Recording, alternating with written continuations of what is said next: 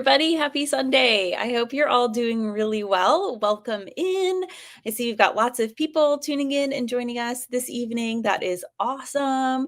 Some people are coming in on Facebook, some people I see on Instagram. So, hello, everybody. If you can hear me, use the chat. Let me know that the sound is coming through, the visuals are coming through. There's no weird lagging. Now is a good time to let me know everything is working as we're getting all settled. There is a chat feature as well. You can leave me comments. You can let me know where you're tuning in from. What year your student is always great just to give me some information. So great to see you all coming in tonight. Awesome. Yeah. So if you just want to let me know, oh, great. I sound and look great. Well, that always is. I'm just going to capture that and just put that on my bathroom mirror and just see that every morning. That's great encouragement in life. Awesome. Thank you. So I hope everybody's doing well. I am Gina from Advantage College Planning, and I'm really excited to chat tonight with all of you about the FAFSA. We have lots of acronyms in higher ed, and FAFSA is one of them. And so we're working with all of our families at Advantage right now to help support them with not only the college application process, but also applying for financial aid if that's something that the families are interested in doing. And the FAFSA is a part of that process. So we're going to talk about 3 key things you need to know about the FAFSA tonight, and hopefully demystify that process a little bit for you. So if you are new here, welcome. If you've been here before, welcome back. Again, you can use the chat to ask any questions that you have. Also, you can let me know where you're tuning in from or what year your student is, just to give me a little bit of that context is always helpful. And then we will have time for questions and answers at the end if that's something that you want to engage with. Awesome. All right. So let's go right ahead and get started. First, I always like to try to orient us to the process because I know that all of these different acronyms that we use in higher education can be a little bit confusing. So what is the FAFSA? So FAFSA is an acronym that stands for the Free Application for Federal Student Aid. And so when students are applying to college, one factor that many families consider, and a big piece of what we talk about with our families when we're talking about college fit, is financial fit. And so when students are considering different colleges, one factor they're looking at is going to be, what does that cost per year or over the course of the 4 years for that full college education? There are 2 different places that students can potentially get funding from that can reduce the cost of their education at the college that they attend. The first is merit-based aid, and that would be a merit scholarship based on different academic strengths that your student has or a specific talent that they bring to the university. So this could be sports, arts, music, etc. So that's merit. That would be free money that the college or university is providing to your student, trying to entice them to choose their university. The other section of funding comes from either the federal government, the local state government, or the college and universities themselves. And that funding is based on a student's level of financial need relative to the cost of attendance at that university. So the FAFSA is the first step in opening up that opportunity to potentially reduce your cost of attendance at the university that your student will be attending.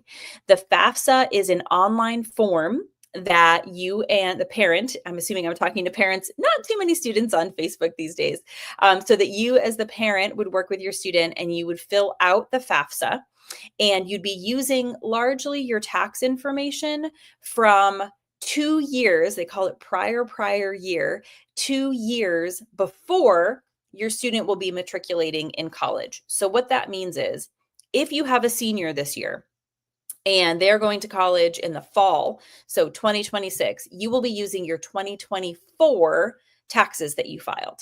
Okay, so if you've got a junior, you'll be using 2025 taxes and so on. So prior year.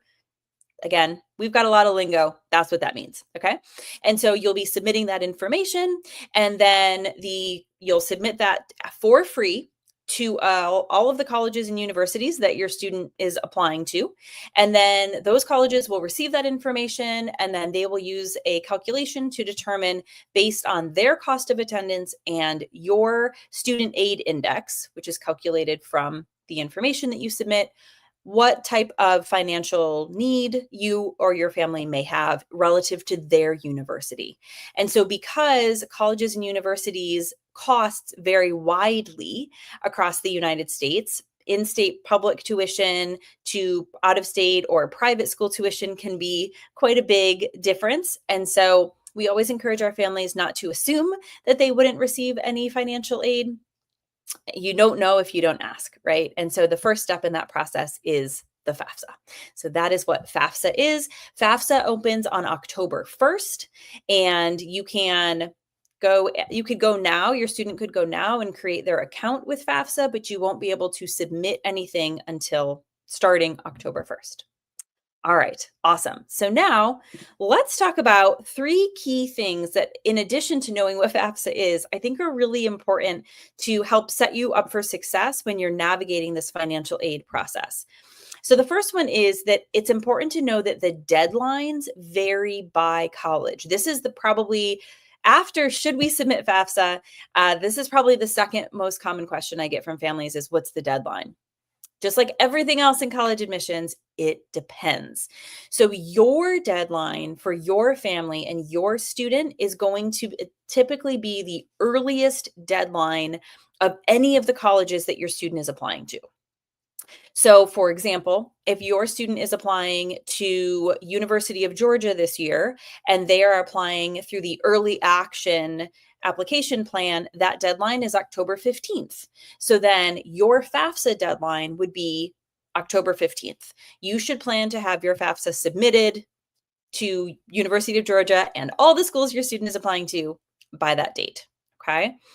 We highly recommend that in general, you try to submit the FAFSA sometime within the month of October. I know that there's a lot going on, but if you can get that submitted in the month of October, it will set you up for success later in the process, because first come, first served, right? We see that a lot in a lot of different areas of life, and that's a concept that often does apply to financial aid at colleges and universities. So it's best to apply in October rather than waiting and applying in, let's say, February or March, because by March, certain aid opportunities may have already been distributed, right? Whereas if you submit your financial aid forms in October, that's going to set you and your student up to be able to receive as many opportunities as possible for your individual student. If you miss the deadline, that can mean the difference between getting potentially a lot of aid and no aid at all, which is very significant. So aim for that very first, for you as a parent, aim for that very first deadline of whichever deadline your student is also aiming for. So now you're in it together. They've got their deadline and you've got your deadline for financial aid. The second piece is, which assets count on the FAFSA? I also get that question a lot. So what are they going to be looking at? How in depth are they going into my financial information? What does this look like for me? So need-based financial aid is going to be based on how much money you as the parent and your student make. So if your student has a part-time job, they will be asked to share, how much money they have in their savings as well. Some assets also will count. So within the FAFSA, the value of any stocks that you or your student have, bonds, mutual funds, 529 plans would count in there, right? All of that would be considered when the college and university is looking at your information. That's what they'll be asking for on the FAFSA.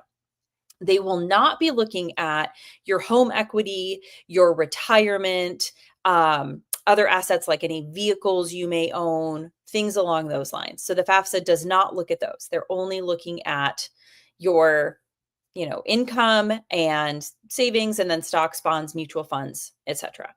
Now, it is important to note that there are a small number, a handful, about 200 colleges or universities across the US that require a secondary form if you want to be considered for any type of need-based aid that would come from the institution. So the FAFSA is the federal form. The vast majority of colleges and universities will only use the FAFSA, and they will use that information to consider you for federal aid, state aid, and then institutional aid. So money from the college, all three. But about 200 schools will ask you for a little bit more information in order to access that institutional aid. And that CSS profile does go more into depth, and that will take those additional assets like retirement and other assets into account. So it is important to know that that distinction with the CSS profile. Okay, the third thing to discuss or to know about would be the reasons why you should submit the FAFSA. So the again, a lot of our families will ask us, do we really need to submit the FAFSA? Is this something that we should do? Based on our income, we just think we probably won't qualify for anything.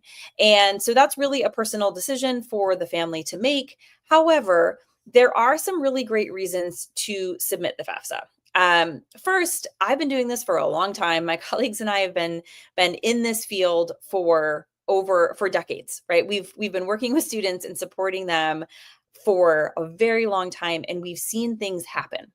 And so I've worked with families in the past who didn't submit the FAFSA because they didn't think that they would qualify for anything. And then there was a change in the family's circumstances.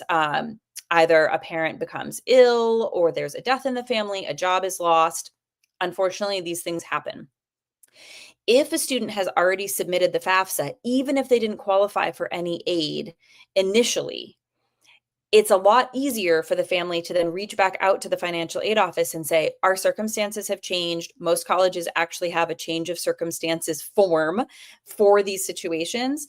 And it enables the college to review the student's information, take their new situation into consideration, and ultimately get some aid in process to help the student stay enrolled so that they don't need to, take a semester off or something because of funding, right? That's something I have seen play out. Whereas if you didn't submit the FAFSA, it either can just be time consuming and there might be a gap, or there are some colleges and universities who will say, you didn't submit the FAFSA when your student was coming in as a freshman, so you're not able to submit it now as a sophomore, right? So that's one thing to consider.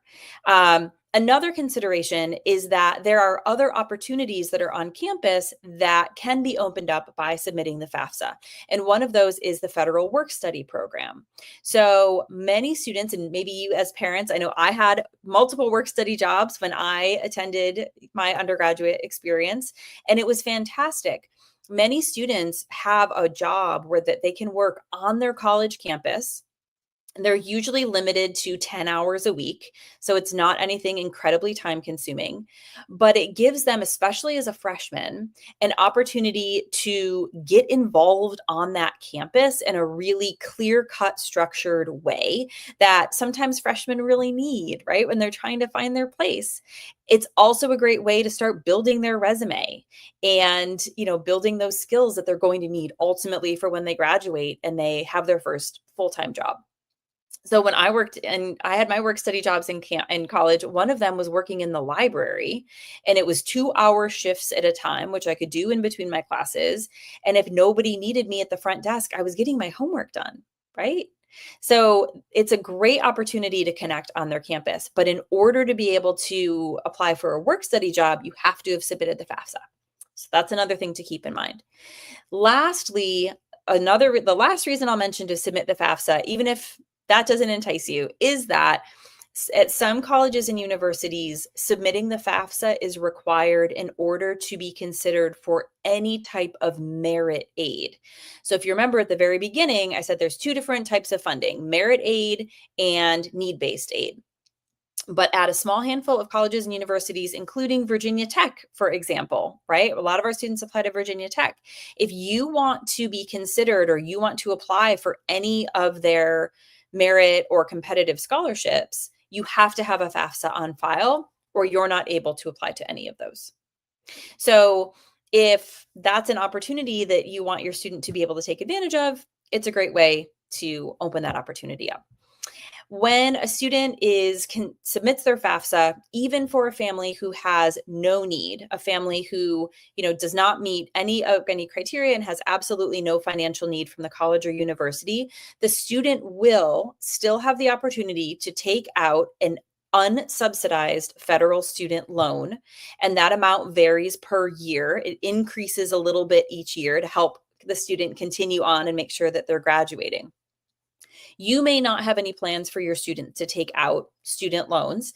And so if that's all that they're offered, you can say, no, thank you. We're not going to take out student loans. But the offer's on the table again, if anything should change. Or maybe you are interested in having your student take out some loans. The benefit of the federal loans is that they have a fixed interest rate, not variable. And the interest rates tend to be a bit lower than what you'll find on the open market or what you'll find from private lenders, certainly what you would get on most credit cards. So that's another thing to keep in mind. And then if down the road your student, for some reason, needs to defer those loans or have the loans canceled in the case of, death, or again, some things happen, the loans can be forgiven. So that's also really important. The federal student loans won't go into repayment until 6 months after the student is no longer enrolled as a student.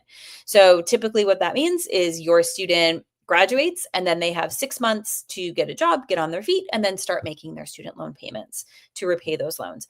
I've also worked with students whose parents wanted them to have some student loans, number one, so they had a little skin in the game, and number two, to help them start establishing themselves, having credit, establishing their credit and building their credit score.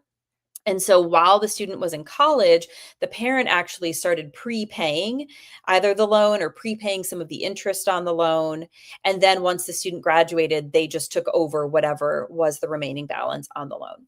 So there's different ways to do it. I've also had students who were awarded, $5,500 in loan, and they only wanted to take out $1,000. That's fine. Right? It creates options.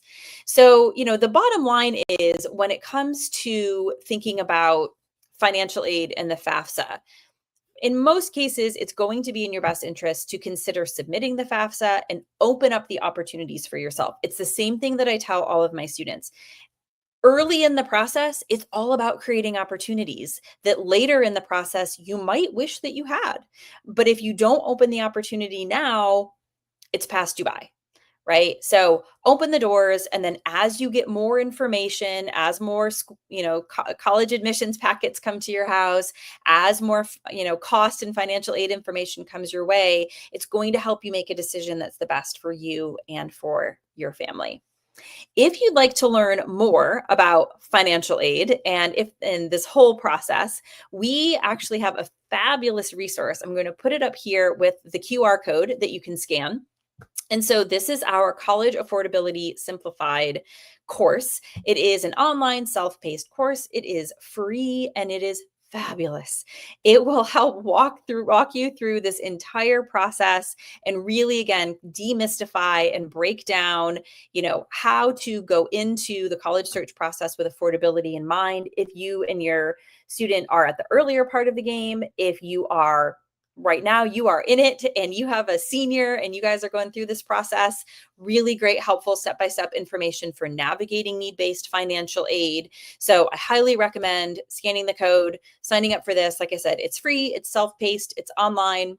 Open the opportunity. It's a great resource and I definitely recommend using it. So if you have any questions, I am happy to answer them. I'll also let you know that, that didn't update. It is not coming up fast facts. Let me put back here. I'm going to leave that and update my date. So I will be back on October 5th, actually. I'll put that in October 5th at 7 p.m. And on October 5th, we will be talking about all different types of things related to essays, but AI with essays.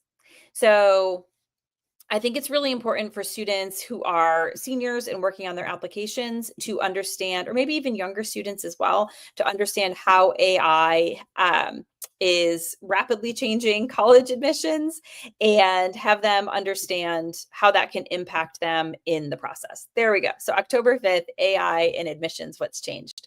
So, if you want to come back and join me on the 5th, that's what we are going to be talking about then. Awesome. Well, I hope you all have a great evening. Don't stress about the FAFSA. Take the course, learn more about it, and just plan to submit it in early October. I hope you'll have a great night, and we'll see you next time. Thanks so much. Bye.